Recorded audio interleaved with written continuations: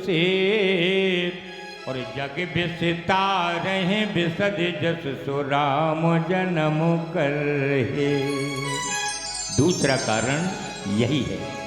और पांचवा कारण बाबा शिव ने सुनाए, जब जय और विजय सनकादिक ऋषियों को श्राप 3 जन्म का दे दिया ना, जालंधर की पत्नी सती वृंदा भगवान द्वारा शील भंग करने के द्वारा उनका रावण का जन्म बता दिया गया, श्राप हो गया, भगवान का शालिग्राम का होना हो गया, भगवान आशीष देना, माँ का तुलसी को बनना, नारद जी का भगवान को श्राप लगा।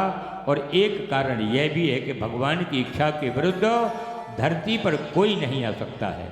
जब तक भगवान की कृपा नहीं, जब तक पत्ता भी नहीं हिल सकता है। धन्य हो मेरी माताओं, क्योंकि भगवान की कथा में बेटा बेटी की शादी में तो सब कोई नाच लेता है जब डीजे बजता ना, और जो मेरे गोविंद की कथा में नाच लेता है उनको 84 लाख योनियों में फिर नहीं नाचना पड़ता है, आवागमन के चक्र से मुक्त हो जाते हैं। इसलिए तो कहा अरे भजन करा होई तवन होई हो, जगतिया में कोई नहीं अपना।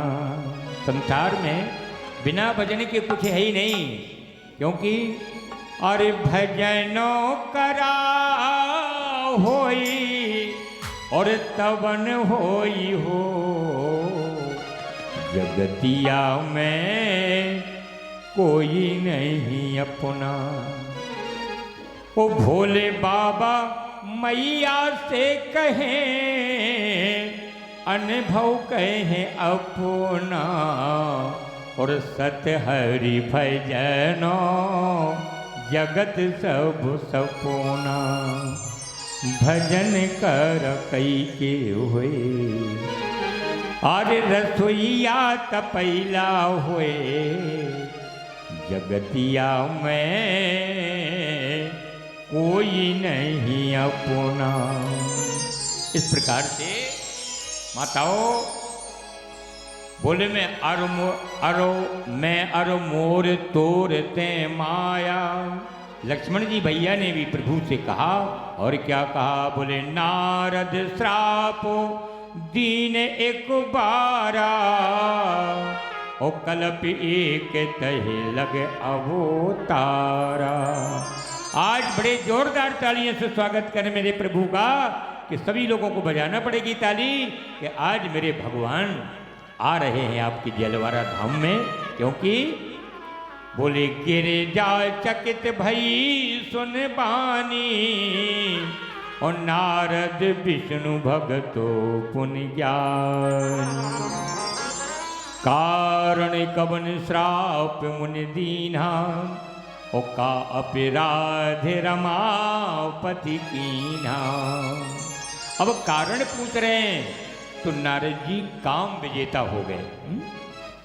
और काम विजेता होने के बाद भगवान ब्रह्मा के पास गए। ब्रह्मा जी ने स्पष्ट कहा कि हमको तो बताया, और बोले शंकर के पास जाओ तो उनको नहीं बताना, और यदि उनके पास जाकर के उनको बताओ तो भगवान विष्णु के पास कदापि नहीं जाना। लेकिन जब विष्णु अब क्या करें, जब ब्रह्मा जी ने कहा, बोले ऊंच निवासो और नीच कर तूती, और देखे न सकें पराई विभूति। बोले हम काम विजेता बन गए तो इन्हें ब्रह्मा जी का अच्छो नहीं लगो। वो तो चले ही गए।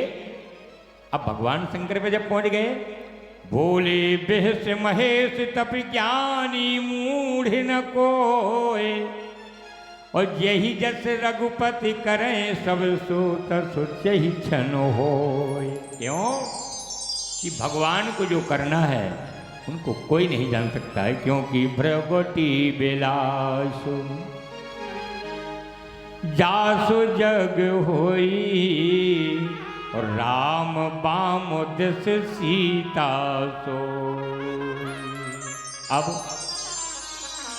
दान शिरोमणि कृपा निधो और नाथ कहो सद्भाव, और चाहे तुम ही समान सुत सुप्रभूषण कबने दुराओ। बाबा नारद जी ना माने और भगवान विष्णु के पास चले गए। भगवान विष्णु ने कहा, अरे बाबा कहाँ से आगमन हुआ? बोले बस महाराज अब तो सब जानते हैं। बोले क्या हुआ? बोले आपको मालूम नहीं? बोले मैंने काम पर विजय प्राप्त कर ली है। भगवान विष्णु ताली बजा करके हंसे और विष्णु का हंसना नारद को बड़ा अनहित कर लग गया। और उसी श्रृंखला में भगवान ने एक माया रची और माया का एक नगर जब कहा कि बैठो कुछ क्षण, लेकिन नहीं बैठे, तो एक माया का नगर रच दिया और उस नगर का नाम मैं शीलनिधि नाम का राजा और माया की विश्व सुंदरी विश्व मोहिनी एक कन्या को प्रकट कर दिया। और बाबा नारद जी जब उस नगर में प्रवेश करते हैं, पता चलो कि नारद जी आए हैं। अच्छा आप लोग बताइए, जब काऊ की बिटिया सयानी हो जाए तो मताई दिन भर चर्चा नहीं करेगी। जब रात में पतिदेव भोजन के लाने बैठेंगे और जब वे भोजन परोसेंगी तब ही मम्मी चर्चा करेंगी कि अब तो मैं कछु नहीं दिखा रहा हूँ। बोले काहे? बोले बिटिया 20 साल की हो गई। तो बेचारे पति से अगर 4 रोटी खपत हो तो उसे 2 ही खपत कर। लेकिन जब नहीं बैठे तो जाकर के उस पुत्री की हस्तरेखा को देखा गया और देख करके बाबा नारद जी के मन में आया। बोले क्या आया? बोले जाको ऐसा पति मिलेगा दोनों तीनों लोगों का विश्व विजेता होगा। सब कुछ वर्णन कर दिया। इनको तो रमापति ही भगवान के साथ विवाह हो गया। अब वहां से जब चले और विश्व मोहिनी की सुंदरता को देखा तो नारद जी के मन में भगवान की ऐसी माया व्याप्त हुई। बोले जप तप भजनो और होए नाथ ही काला, और हे विधि मिलए कवनो विधि बाला। अच्छा एक बात बताओ, सुंदरता देखने के लिए होती ना? सुंदर का रूप, सुंदरता सा का रूप महारानी जानकी जी का है, लक्ष्मी का है, लेकिन वो सुंदरता जिसके लिए बनाई गई है वो सुंदरता, वो विश्व सुंदरी उसे ही प्राप्त होगी जिसकी भगवान की ऊपर कृपा बनी है। आज आगे चल कर के महाराज भगवान जब कहा कि इस कन्या के साथ विवाह होना चाहिए तो बताओ अब नारद जी सुंदर तो हते कि ना हते? अब बाबा बैरागी आए, जूट बड़ो रखाए रहते, लेकिन नारद जी ने डांडी मूछ आजलो नहीं रखाई। तब उसी समय विचार करते हैं कि सबसे सुंदर को है। बोले भगवान विष्णु ही सबसे सुंदर हैं, तो उन्हीं के पास पहुंच गए। और जब उनके पास पहुंचे बोले आइए आइए महाराज, किस लिए आगमन हुआ? बोले महाराज कछु दिनन के लाने अपनो रूप दे रखो। भगवान समझ गए कि आज मेरे भक्त को अगर मैं डिठौला नहीं लगाऊंगा तो इसको नजर लग जाएगी। जो भगवान के नजदीक हो तो उनने कैसो डिठौला लगाओ? बोले पर अरु मांगे चरण गए रहे हो और एवो मस्तु करुणा निधि कहे हो। और बड़ा सुंदर उन्होंने भाव दिया, जा में तुम्हारा हित होगा नारद जी, मैं वही करूंगा। अब इसी प्रकार से महाराज बंदर का रूप दे दिया। और बंदर का जब रूप दिया तो हुआ क्या? अरे बड़ा छैल कीना और त्रिभुवन पति ने, बड़ा छैल कीना त्रिभुवन पति ने,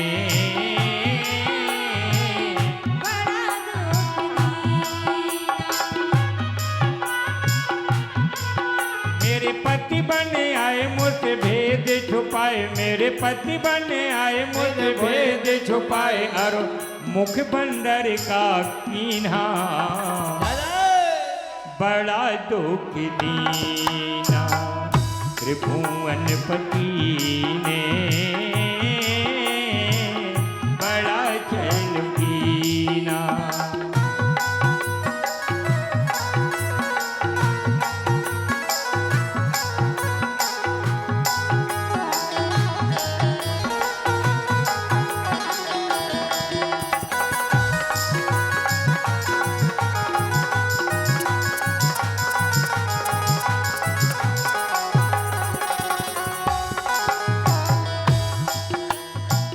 नारद जी पर छल की छाया, नारद जी पर छल की छाया, नारद जी पर छल की छाया, नारद जी पर छल की छाया, राजा बल पर छल की छाया, राजा बलि पर छल की छाया, तीनों चरण में त्रिभुवन नाया, तीनों चरण में त्रिभुवन नापा, मेरे पति बने आए मुझसे भेद छुपाए, मेरे पति बने आए मुझसे भेद छुपाए, और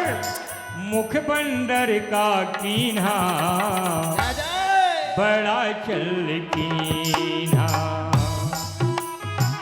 त्रिभुवन पति ने बड़ा चल कीन्हा।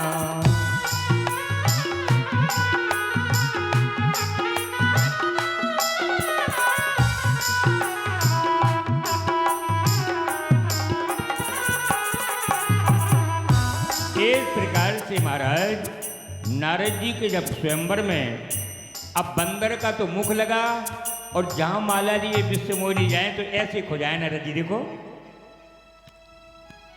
अब तो बंदर ही खुजा होते हैं, तो बंदर जैसा खुजा रहे और इते बम के उते बम के जहाँ खा विश्व मोहिनी जावे तो मई खा अपनो मुंह होरा देवे।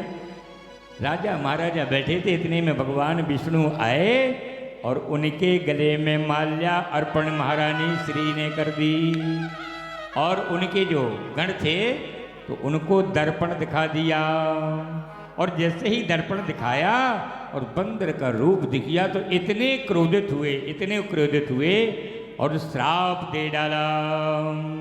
बोले जाओ, अरे विष्णु, अरे विष्णु, बोले तू किसी का हित नहीं चाहता है, देख न सके पराई विभूति, जा जिस प्रकार से तूने आज मुझे बंदर का मुख दिया तो त्रेता के अंतिम समय में तेरे बानर भालू तेरी सहायता करेंगे, और इन्हीं के द्वारा तू भी अपनी नारी के वियोग में जैसे मुझे विवाह नहीं होने दिया विष्णु, उसी प्रकार से मैं भी, तू भी बन बन भटकेगा और नारी के वियोग में रोता फिरेगा। ये श्राप दे डाला।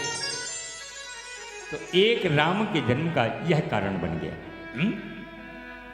दूसरा मनु और शत्रुपा, इन्होंने तपस्या किया और भगवान प्रकट होकर के कहा मांगो वरदान, तो उन्होंने कहा असुबरु मांगो चरण गहे रहे हो,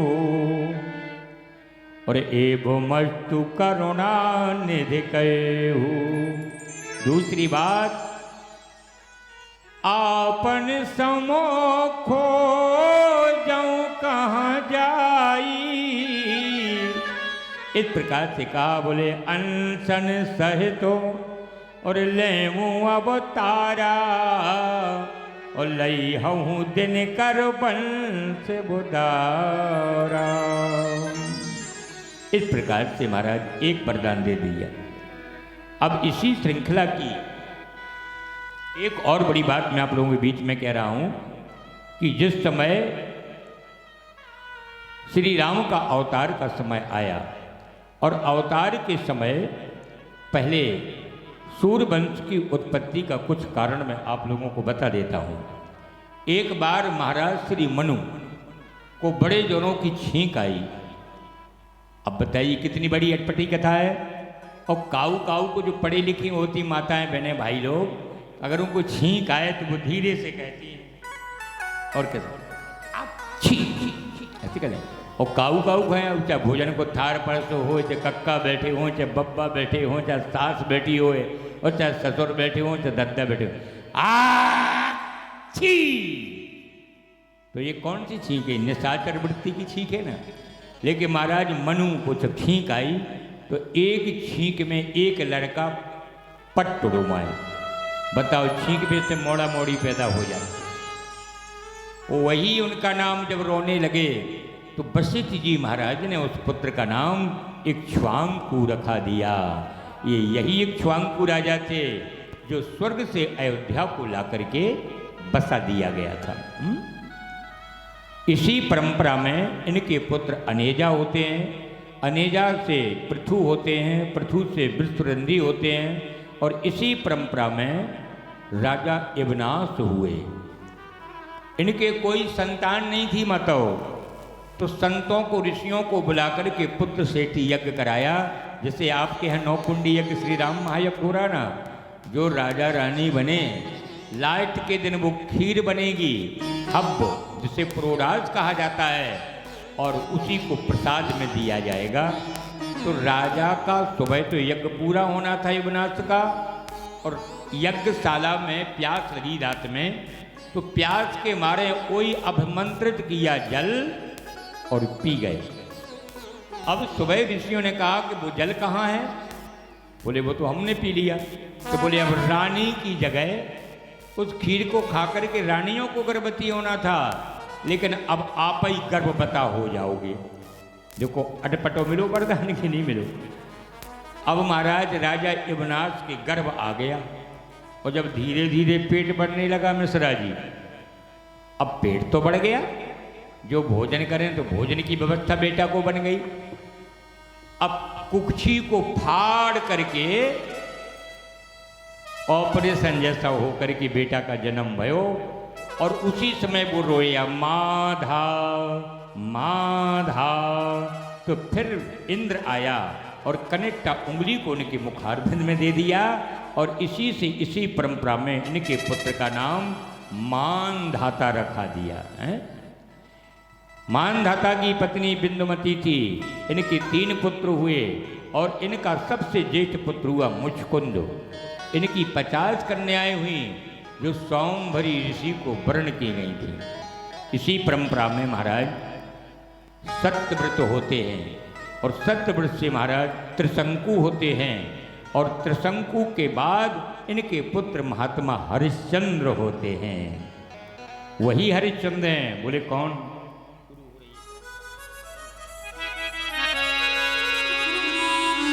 और सोना भी बेचा। 15 मिनट के बाद भगवान का प्राकट्य हो जाएगा। माताएं बैठे हैं, अभी कोई ना जाए, प्रसाद लेकर के जाएंगी। और सोना भी बेचा और चांदी भी बेची, और बेची राजधानी, और काशी में बेको गए हरिश्चंद्र दानी।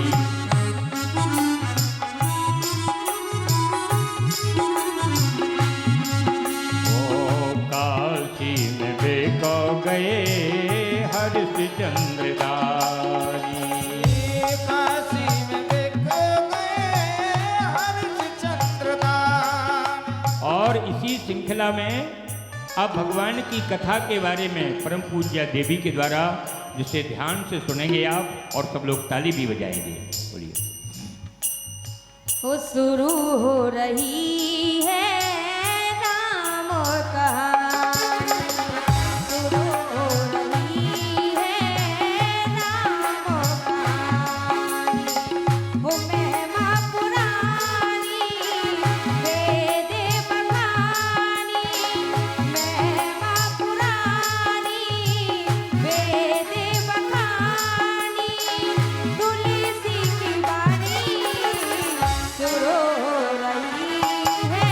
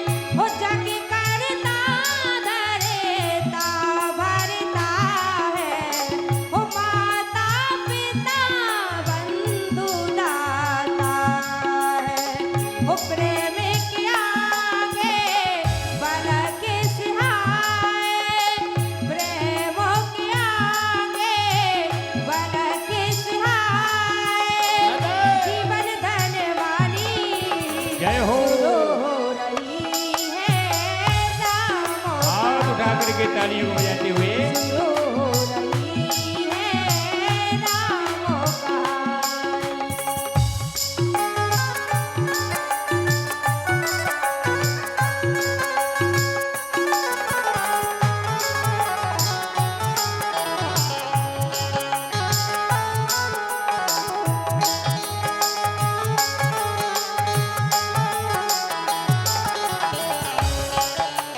हाथ खोल के ताली बजाते हुए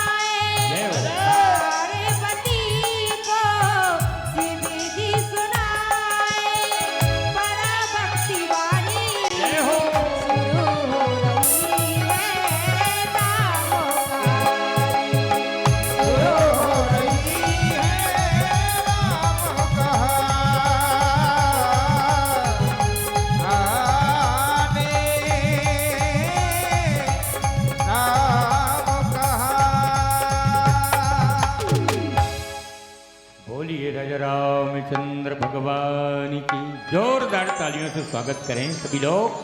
अगर अच्छा लगा देवी जी का ये भजन तो सब लोग हाथ उठा करके ताली बजाइए। और इसी श्रृंखला में महाराज राजा भागीरथ होते हैं जो गंगा जी को लाए हैं। और राजा दशरथ के पिता का नाम क्या था? अजय। अब एक कथा आप लोगों को हम बता देते हैं, 2 मिनट की है। दशरथ का भी किसी की कूख से जन्म नहीं हुआ है, क्योंकि वशिष्ठ जी के पास महाराज अजय कथा सुनने के लिए जाते थे। और रोजाना एक ज्ञान कथा पर रहे, इसके बाद जन्म हो जाएगा, एक बधाई होगी, आरती हो जाएगी, फिर श्राद्ध वितरण हो जाएगा। कथा तो बहुत है। तो एक मोहर चढ़ाया करते थे महाराज। कौन? अजय। और इनके कोई संतान जब न हुई तो गुरुजी ने एक दिन परीक्षण किया और कहा, राजन ये जो तुम एक मोहर कथा में, देखो आरती होती है तो सबको दक्षिणा तो चढ़ाऊ चाहिए, तो एक मोहर जो बोलिए तुम्हारा नहीं है, ये तो जनता का माल है। बोले तुम अपनी खून पसीना की मेहनत की कमाई का ये हमको देंगे। आप खून पसीने की मेहनत की कमाई का दक्षिणा प्रदान करें।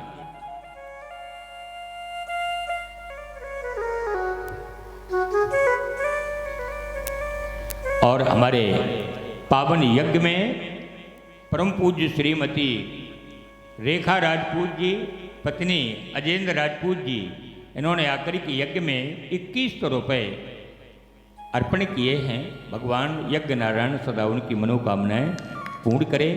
और ये दान दाताओं का धर्म का क्षेत्र है।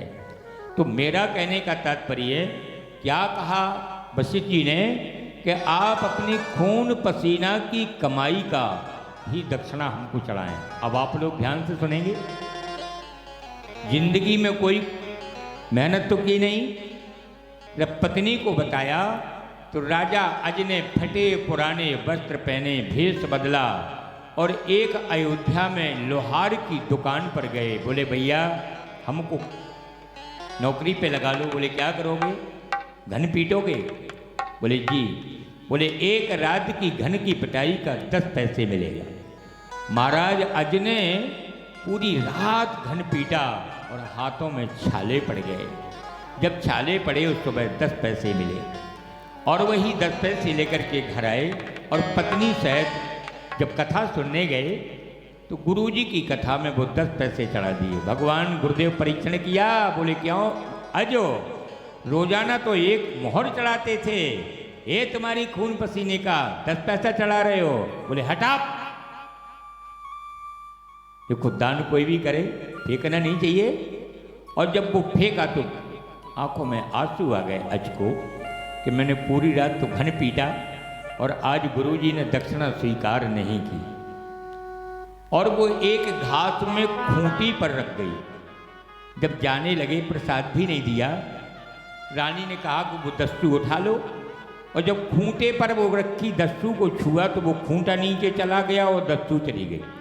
तो भूमि को खोदना प्रारंभ किया तो एक लोहे का रथ निकला और उस पर वो दस्यु रखी थी। जब फिर दस्यु को छुआ तो वो फिर नीचे चली गई। फिर सोने का यानी चांदी का रथ निकला। ऐसे 9 रथ निकले और दस्यु नीचे जाती गई और पूरी रात को खोदते रहे। और नीचे पहुंच करके महाराज 10वां रथ सोने का निकला। और वो इस रथ पर एक छोटा सा बच्चा लेटा है और उसके हाथ में वो दस्यु है। जाकर के दौड़े महाराज, ये रथ प्राप्त हुआ है और ये बालक रथ पर लेटा है। तब गुरुजी ने ताली बजाई और कहा वशिष्ठ जी ने, बोले इसका नाम। इसलिए इस कथा से क्या प्राप्त हो रहा है? प्रत्येक माता और पिता को यदि सुख चाहिए और पुत्र सुख रूपी चाहिए तो खून पसीने का पैसा तुम्हारे बच्चों को फलीभूत होगा, तुम्हारी संतान सुखी रहेगी। और कहीं अधर्म का और नंबर 2 का आ गया तो तुम्हारा सत्यानाश कर देगा। याद रखो। बोले जाइए इस पुत्र का नाम। बोले 10 सहस्त्र रवि तेजसम और 10 दिशा रथ जाए। और रिपु है हनियत पुष्प सरसो कहिए दशरथ ताहे। ऐसे महाराज श्री दसों इंद्रियों को साधने वाले दशरथ का जन्म होता है। इनके जब कोई संतान नहीं हुई तो कथा तो बहुत है। एक बार दर्पण में देख रहे थे तो सफेद बाल दिखे और क्या देखा, बोले भई गलान मोरे सुतो नहीं। बुढ़ापा आ गया, मेरे संतान नहीं। दूसरी गलानी हुई, इंद्र आधा सिंहासन छोड़ देता था देवासुर संग्राम से। तो एक दिन नारद जी गए और जब दशरथ जी वहाँ से सभा करके आते थे तो सिंहासन को धुलाया जाता था। नारद जी ने कहा दशरथ जी को कि जिस सिंहासन पर इंद्रलोक में बैठते हैं वो सिंहासन धुलाया जाता है, लेकिन विश्वास नहीं हुई। आंखों देखी बात और कानों सुनी बात भी गलत हो सकती है, इसलिए विवेक होना अति आवश्यक है ना। गए नारद जी सिंहासन पर बैठ कर के महाराज दशरथ जी सभा हुई और जब आने लगे तो नारद जी ने कहा छुप जाओ गेट पर। और जब छुपे उन्होंने कहा कि दशरथ चले गए तो सिंहासन को धुला जा रहा था। उसी समय दशरथ और नारद पहुंच गए। ये क्या है? तब नारद जी ने तो कुछ नहीं कहा, लेकिन इंद्र ने कहा कि ईश्वराधिपति देवाधिपति